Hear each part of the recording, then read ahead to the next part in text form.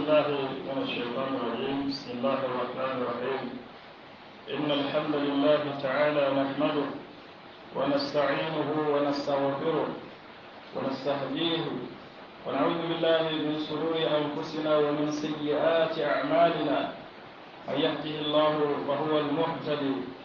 ومن يضلل فلا هادي له. وأشهد أن لا إله إلا الله وحده لا شريك له وأشهد أن محمدا عبده ورسوله. أما بعد،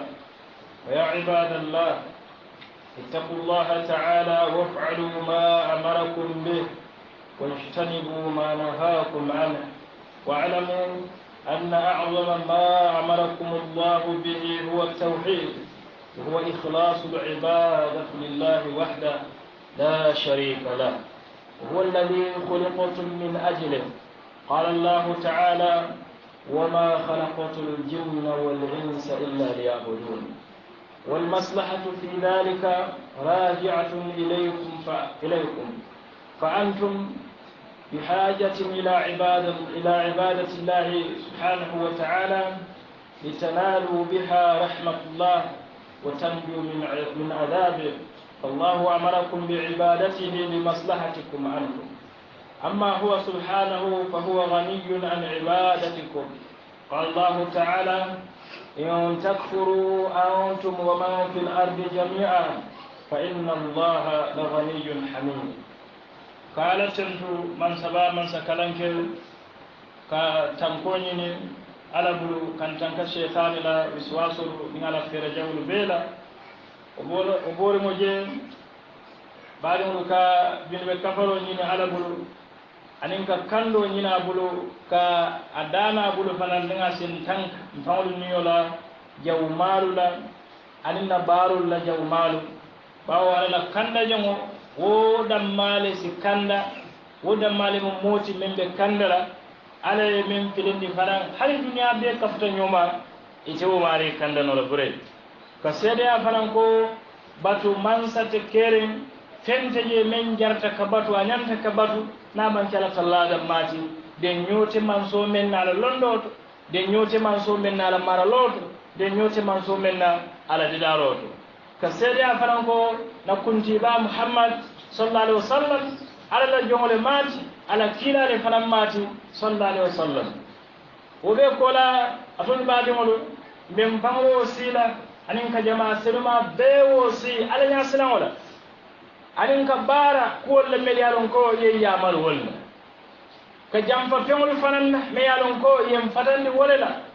bare kanyim fanan lon ko fengo me yalon ko ala ye yamal wala be wara ma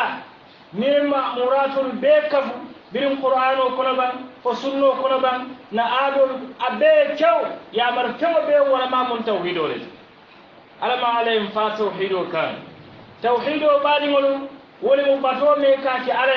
ika salo men kai ika sungo men kai jaka bondo na ye bulale kake kama fenni atara asitto nya ya no ka kuma ndi batola ka khalasanda damay wolem kake ate damma nyaani no sabula molla fonten walla akadiante ne doron abadan man so me yalon ko de nyoman tarara bure adi wa tawhido niyaden be banko kanjang na taro duniya tawhido la yasabu ala man da fen kamma fon abadu mbejam misono me yensida ولم كانت اللابد وباتو كنو ورا ما با ولم على كلم بايان دوتي سبحانه وتعالى جوماي فيمو فنسو نيم بالو كون اي بلاسو نيم بالو كون اي لونو لوندي كف نيوما نا فولم بان ني فوتا توحيد ولا ابنا ko ala misono me yasi dunya afel taw adu misono me yenati ni felta misono la me yatin nay ala yeda me yatin ne balwo kono ni felta wala bitum ite mari fenne tebulo kono ila sayale fisa ila balwoti ila sayale fisa ila balwoti badum ale nyim banke ko akon manjinolu meda fen kam ala kon manjinolu meda da ka foko yentala ma ko en man sa kon manjinol dira fenne kam ali alama diwolu na manke kanta ta labato lon na dal matla nyalema e kon nyim bato ko do wolen kante dam ma kilimbayen wala ma koto mu ala ka fole manjinol ne adama dimol ja fenkam fo kante damma ikhlaso ka dinna batoto kan damma batu ikana fraka bomba batoto wo batoni fara nin tata julen mbatar la nafa men beje maslaha men be o batoto wo kamurun dolle kan amamuru ala ila ala batu baliya man ala tora ten ama tora ten bar ni ala batu wo bato nafa ka murite kan maslaha men be bato nyin to bawo do sa fono ala ya mari kon nga batu asken na bato wo kala talla hal man sabala kila salami ni banke akonalu be ka futa nyoma al be keda mo kende kilin al be keda wala sondo moti wo man tellafa ngala tallala maraloto ala man sayatu fen amam tellafaji woto ala mum man salati min karta akarta jongol nafa men be batota murtan tolle amamur ala kam fen bawo adama dingol ndol muslimol ndol mu'minol be sulari wato wati kala tallabatu nyin kanko nafa men beje ala dunyona ala hinon si osodono nzitangala yankan katol ala ya marabatola dolla nafada male kamma oto ni moyaje ko ateka ala batu ala le nafado abe fanneno ala talla kar kan to ninna batola ninna na fulola na kodon na sembo ala le hajita be bal ala yim banke qur'ano kono ako nyingindi fengo ni ya mari ko be na tolu balantala al kafiri atala mel be atolu min mel be banko kan al sala ala wode mansole me alon ko akar talu be adu mansole me alon ko centu mansole ma bali fengo fanan be warama ni ngalon jam ko fengo me alon ko atela warata be ye ya mari men na warama ba sinajam fanan ngajude mudan fengo be warama ala yam fanan men na subhanahu wa ta'ala mbatara la fengo be warama man saba man sakalan ke farani men wala mu fulan kafo wala mu fulan kafo ni amoy fulan kafo ka fuladen ala ka ala batu yedo faran la ka wala ka do batu ala fe abe fulan kafo ala nyim banke ako kuma mun yintide me moron ni ay fulan kafo inshallah sallama alon ko nga arjana haram yandama ada laban dula be dimbala ko ala baade tankaje ala nyim foko momoron ni yeflaka fata alama ay arjana dum haram yande ita dun arjan ali labandula be kala min tol jahannam ala nyim fa fanan ko akata man sakalla abu kaflan kafu abu kaw junubo kafare abu kaw junubo kaf ni yeflaka fata ala abu kaw junubo kafare baraka kafarlo ke femolla membe wo be dumal tabo ala kutan ala sita ala soti ku ko semol to akayam fano wol be baadu ngol flan kafo asala mu fengo be wara maati ya ala talla ya sokini men wala fulan kafot arin fengo fen ni en patandala julu be balu be wara ma ibe bani famu nyim fulan kafore nyim fulan kafo sinalon faranko abe tararin tala ya bul jelu baadu wala fulan kafo abe tararin tala ba fulan kafo be je men warata bet aka mo funtini muslimi akon arin muslimi manke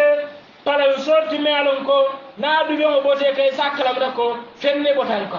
isi funtino muslimi akon ita fama makaram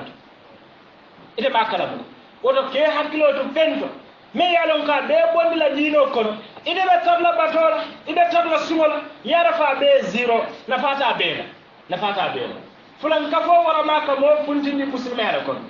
aka mo aka tinna mo dunya kono ala na fulo aka ke halalo ayelo bomo kada fa tara momen la hidi kola bani muslimo ni tema ko mari wala yelo na na fulo tarla ibe tarla tankole ko lakin la karala dum amari be tarla dimba ko khalidan mukhalladan fi nar ada tarla jahannama buray ana te funtlaje ñim fulan kafo ñi ne ka soto nin ayatala moye batu kirinta ñim batolu kono ayasika ayadi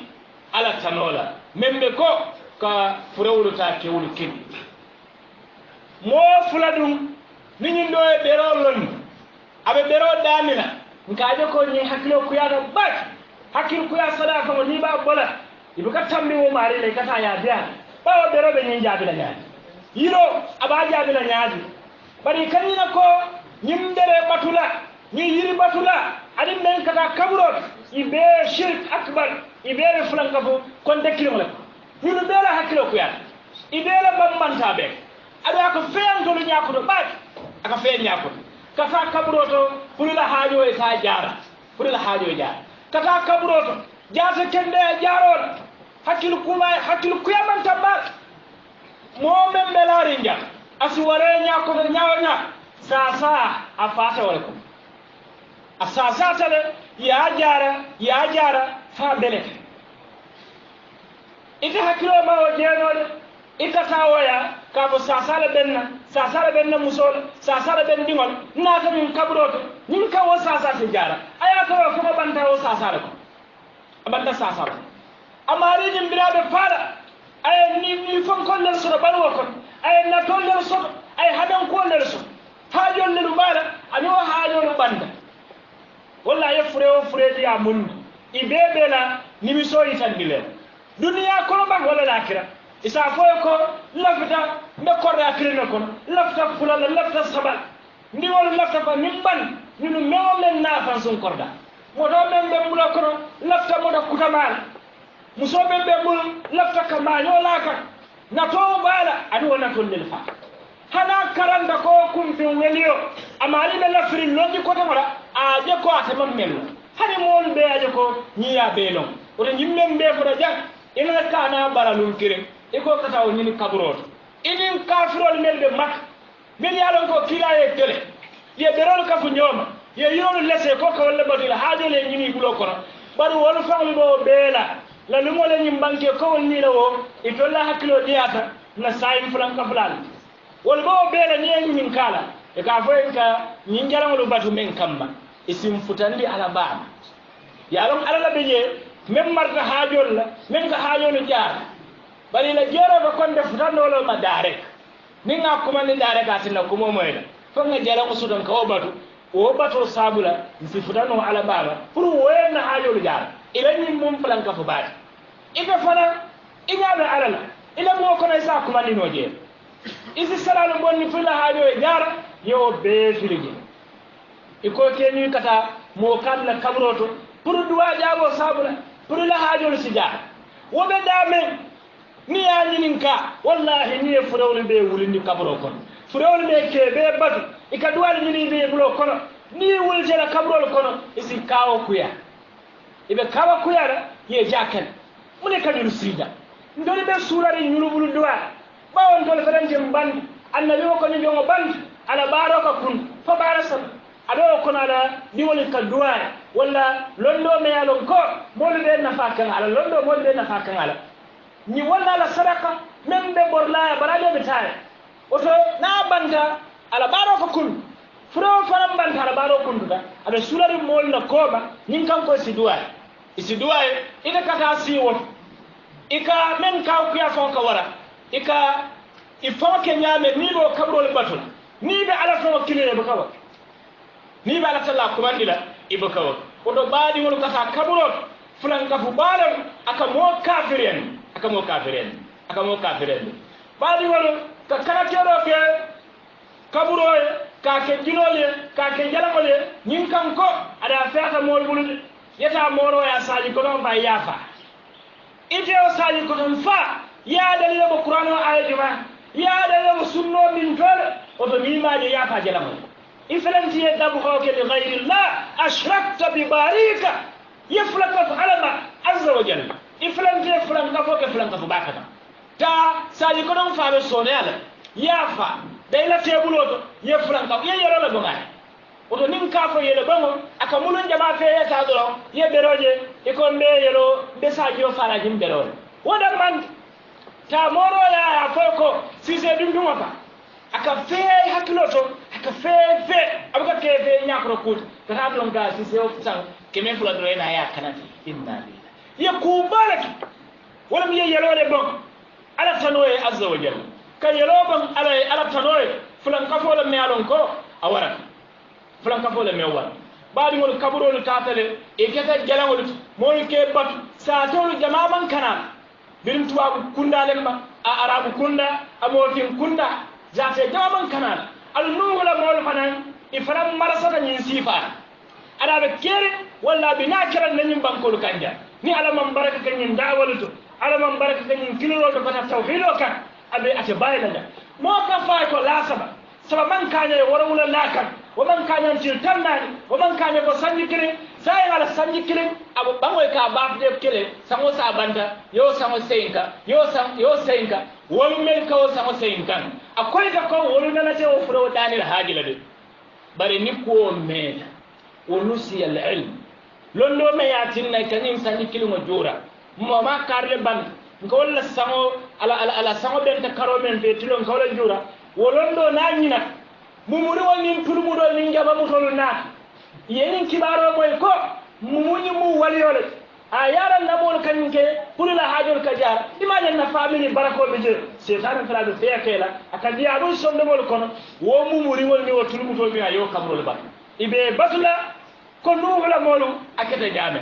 nuhula molu wa qalu la tadarunna alihatakum wala tadarunna waddan wala suwa'an wala yaghut wa yauqa wa nasra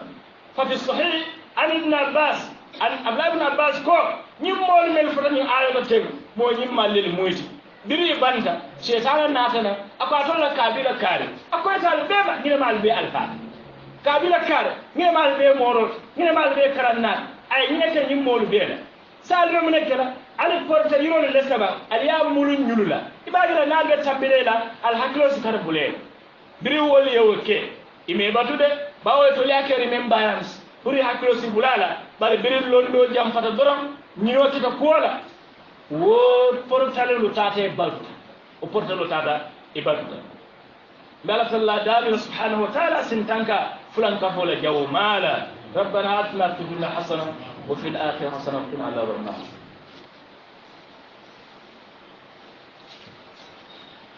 بعد ما فلان كفو هني بي ميديا مكاتلا نيما لا نو فلان جاموس ميم مو جما بوكا كانا مين على نونو فلان جام isi fay yoti nyaawo nya jama bوكا كانا ولا فلان كفو ndimot بعد ما فلان كفو ndimot ate misalo be ko famma yito ke fayita molla hanile karamole la ye fa kamo den allahumma fo kandiya men la luwol man balanga walla man ki kasidi dino kon molu hamendo kamba ani susundo kamba ani ke karandini anyenda ka fo ken ayenda ka fo ken bari karama to ban fama fete bala kaka pour molu nyaaye nje pour molu nyaaye famma yito farandabe fulan ka fole kon gis len ma mu ne ni gis abandanje nafa ko ta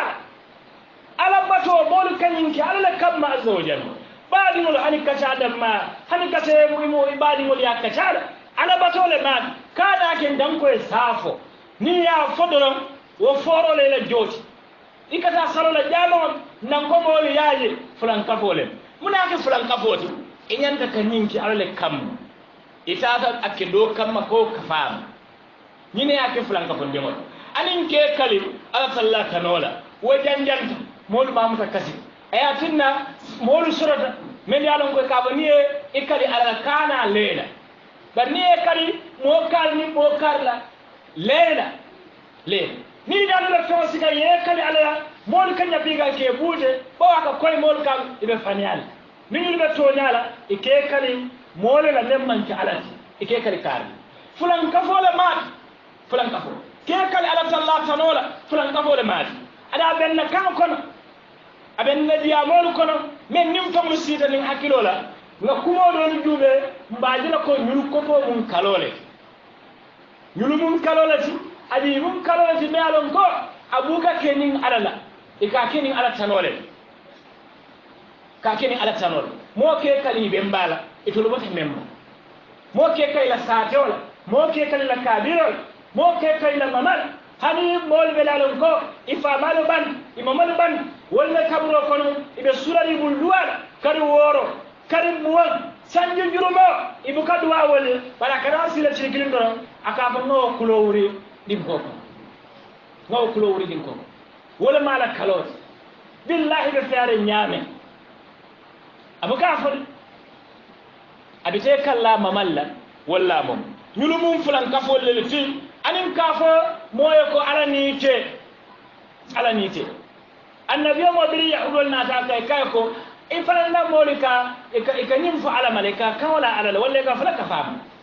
أي ينين كاي كيس إكلا مولكا فجنكو ما شاء الله وشاء محمد من دياتا على نيم محمد النبي ما يكون نيلي تونيا رفو بل كافر لمتر تونيا كما فورا ولا أكو الكانا بل الله فعل تلا من دياتا على الدماي من دياتا على تلا دماي koto kaf ala nin kare wala ya tiga nin ket hadi duwa kono ala nin kare horomoto nyimbe kelale ala nin ibukan nin ta ka ala nin do kala de iko mari yoti bak adum fulan kafo le mati mem fulan kafo ndimo le mati adu nyinna tanolu ika sotole bolu bulol kono tonya nyimbuka mo fundindi dino kono baraka ke escalate le mo ka selen sala aka tafuta fulan kafo ba ma do hay fundi dino woto ka tuje wala kummayata adun junubole fanam men jawuyata wala femna me alon ko a garaw ka baay bawo fengo fen na ke sambadi mbaba abunna bele a garaw jamfa bele baadu wala ñu wajibi ata muslimul bele kan tew kanyum fulan ka fo ka sakaran adun ka fo min barol kan ten tumando ba to ma yakfi ka fo muhadarato to tek tumando ba do fanam buka kanya bari ni man ta karan ni ya foye jambi aske ta kala bari sirndi sa ken muhadara dula ya kuma moy jere ni be jangan dolu muhadara la kuma ya be e ka jusmen talana yo min hakasam pasro me ma diala walla ya diala o franka o be bonda ko bari ta karan wallahi ta karan te ta kis ma mo franka vot mona mala nono e ka moli nyinin kala baadi ngolum a jarata ka karan ka muslimol la aqila fa sahayari mo eta karan mo dori baadi la e kenyin ka ko sono dol la fa ka jomoli walla ntobe dalen don debe jakal len ba woni ñul ko ten ito da tlo jakal la kono ba men ka bol bal ni jakal kono wala mo karamot ida ko eto kala ni ñul ko ten ha dol karambala ben to torale ite do tlo torole ko même be bolo toro ko ne bi ta karan fulan ka fo ngala jaw ya fanya nyawnya damandin abela ben no bula jiro ko ne afuntin même be traje motas mo sindila iko ko la kutube itaban muhadara itaban bare birin watu juma la lobol be safaro kelala hadi bi anana banna ka bako ka be bahso le kala shirko le ka kanyan dale akanyan dale men safura kayan hadi bi aman kana bamba woto yete ta karan ya long mine kumma ya tabal baadi ngol fulan kafo yeta ya long kaka dino bela tinga jamfa bawo mo jama bije ni aje bulata nyim fulan kafo ni nyim bilan ko jama kono imalon Omar ibn Khattab nyim fako ako dino sujada fan ala julol ka dama bo walla ka fere ni molu menta dino kono mel man kunu man jahiliya man fellonje mune be fulan kafo la jawya fala ni fulan kafo tungo yo moy asra muslimayat wala ka kumo loyete wala ka lon ka tambite men yalan ko e jarango bat e ka kum fulu sirol ka men ni siro la fa wallahi ni haklo bla dol ko kumbo jawa ton ka bla dol ko wol mari ni ala nemate ma dino la wala kalon fa muneka wala na Umar ko ni molu menta dino kono mel man ni jawya ma dalinum imalo e maaje fotal wuluta le ni kono ten lala ako dino filenta sufiyata ala julu balu kadatika kadamanda mambo Huzaifa ibn Yaman fare nyim banke ako molu tarde ka kilabani ninka e kaji ninka Cairo do ronne Cairo kila fewori tan dinna ba ben ninga bara ala kala mo kanin hali sol moy bay bara kaza sarata aka alani de kilabani ninka munela ku yawo fulan ka fol bidan kol dinibe kol be ataka taka kilani ninka won muneka Huzaifa bulan ninna Huzaifa ko asilan kala kana bula fulan ka fol asilan kala kana bula jawma kono asilan da kana bula bidan kono makhafa aka asilan nin kanko an afa fiha kana bula bar munatina mo fa de silala fulan ka fol bi ni mo lu benni bi e koy muhalara shirko le be kadi am wala jamaati ta bawo nga shirko lon ne nga aqidal mo kanal dal ilmiyat ولا النظريات جديدة ما يعلمكم سينتفع به الأمة الإسلامية من سولة ولنا أمة الإسلامية ميكا أبي ورا ما با abe wir kintari mba wulu tarte nyina long ilota wala kan ye dunya be man ni te fon fa fa bol la jalo kono ika fa mo le tawhido ta kanem tale wo me bondir al ni me ke problème be bloko ila la mane ani la dan kene asi bamba nyaawo nyamba dimba isi oma ibrahima siba jimala ba fala tilallata ala la katam ibrahima be ni annabi moya ulul azma do lel kon ala ko ngala jodi ala dunya adu lakira mo ni male fana mat la lu mo le nyim banke ko ibrahima kola annabi mo ala ya ki abe bota telebal woto jumala be ala yosi wo silata ka kana bula fulan kafo ibrahima silata akana bula fulan kafo ko ibrahima silata ako rabbi ij'al hadha albalada aminan wajnubni ibrahima ni wel abe duwala alkaaba ako ala mbe dane le nyim banko yake banku la mane ya rimot yake banku tanka rimot bare yente ibrahima yen tankante yen diwol fanan tanka nkana jalawol batu ibrahima silata ka fale ko ntanka fulanka fo ntanka kana jalawol batu bawo nyim jalangolu ye jongolu jama balil filin ye jongolu jama la filin adu annabi mo fane nyim banke ko fego be warama asilata men ala jongolu kan ala mandomolu kan wala mu fulanka fo ndingot sahabol kay mune mu fulanka fo ndingot ita alla kila akoy wala mu famma yitot ko men yanda kati ala kam ido kola ndanko molu safu ndanko molu inyasinge kila ka silata wala baba nimbe imam ahmad la riwaya kono yawmal qiyamah ni ale mo bela jodila apareta nyimol men ya baba pour molu side molu sifo ala ba fere nako alta moliya mol men ya lon ko altarata alkake pour wol nya saje dunya albe kunyuma menna albe barakendo men altaje ban ali adibe falbe jotar lawol ala ma ale be tan kawla azza wa jalla baadi wala ale nyim banke ako moji male fanam firit jibale firit ka tammi mola men kala talla tano kili yelo kabro kundo na hajo jara fo yawmal qiyamah kabro na ta farala banga fa ko muna munela hajo ti me ta jara kabro na to fole yebero sinni bero ni jobo bero men kan abe kana bankor hani jo fa ko duwa kon isi wo bero lemba fo dunya e bank dunya e kiri bero nanta fole ko imete jande munela hajo ala ko jumaale firit ka tambi mola men kala talla tano kili ayatara wo fewni nanati ata jabira kata yawmal qiyam asa kili fa ata dan ko ala yim banke faranka fo kila sallam ay nyim fo qur'ano ka nyim hikaya kila ka ba kila fonyule ko inna salati wa nusuki wa mahyaya wa mamati lillahi rabbil alamin la sharika lahu wa bidhalika umirtu wa ana awwalul muslimin nasalo anafil lemban afarla sali nakanatero abanna sallayan nembang asarabo layan nembang alun tambu nyaram be nembang amewo men nakante femo be barina balwo ku kendo be na balwo be alinim fat nim be mu ala doroni tati amam fula kafu e fulan jang sudo woto adi yende ya mar wala kila fana nyim banke fana kanatero la karola ka fo ko ala e mo danka ay mo dank me kanatero ka talla kanol annabi mo silata ala man to molu kam flan kafol ay cewdoje lundo fana ay tafole ka bulo aka nyindum aka sasale atinanga kedi aka ya bonti nyimte la fala fenna atela fala fenna fubata wala o sasa kilimo barin be wol la be dan dalal nit ifata nyimbe bulo to ite kanata mojeru bulo ni tewle ni kuol hani moto barolo bala moto la duma singol be bala ya fanda be no tep kuna moto men birin tuabol baade dala safe mem mabeje ikata safo sidi wo baro bala dinni wo samato dum fole bo samato be kundula ya fay o samato ikata wo marasika ikole do moto takka baadi ngolo hakkilu kuyaman tamba ajube nyin sasa amanta borolo min amanta docteur wali ay tafola kabulot tafo ni da kara yidita ida kono vitaminol bantaje yidita ko tafo fundo bo jara non fundo ba jara safo ba jarala ata jarala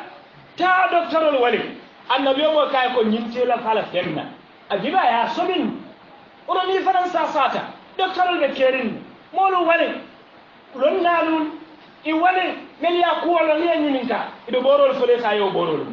bari kana funtolu keɓuloto safolu walla ni mo latta feyaye hakkilol doron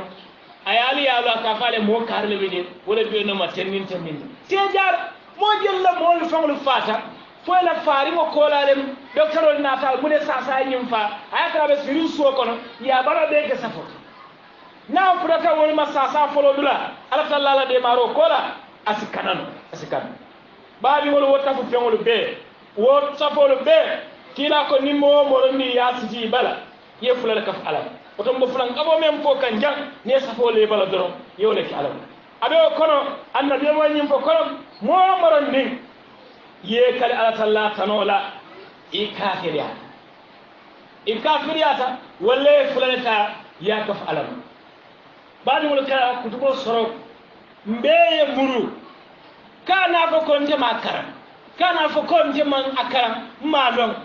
ite o kumo fono la malako le yewta kaburo kono le ala meda fe akambale ala ko e mbalu silandina nta ala la hakilo tunta ala ikata fo ntema karam ndemu kebare ila kebaya isa fo no dindi wolle bar ala me yeda aka meda fen ko fo tawhido ya batu iman dawo bato kende ma long wa qila sahari wa tebulo kono imam fulan kabo fananta ya long mune mala anwa wo nyim kan ko isi jam fala fo e kallan juro luta wala juro wallahi to fonola malaiko le kabro kono aqulu qawli hadha wa astaghfirullah li wa lakum wa li sa'iril muslimina min kulli dhanbin fastaghfiruhu innahu huwal ghafurur rahim allahumma inna na'udhu bika an nushrika bik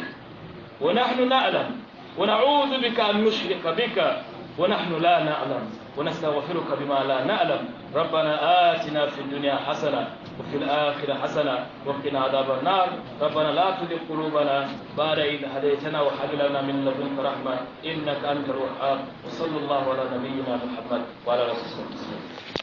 قوموا إلى صلاتكم